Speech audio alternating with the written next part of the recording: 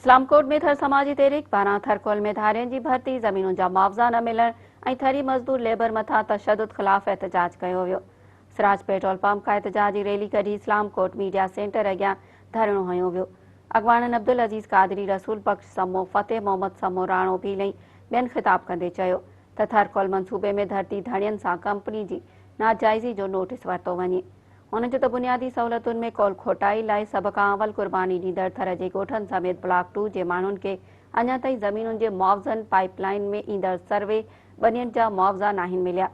थर जे पावर प्लांटनि खे थधो करण लाइ पाणी नारा केनाल मां अची सघे थो, पर थरकोल जे मुतासिरनि खे पीअण जे पाणी जी सहूलियत मुहैया करे नथी ॾिनी वञे। सदन चवणु हो त तालीम, सिहत समेत हड़ई बुनियादी सहूलियतुनि खां वांझियल कोयले जा मुतासिर इन्हनि कंपनियुनि ऐं सिंध हुकूमत जे थर बदिलींदो पाकिस्तान जे नारे खे रद्द कनि था।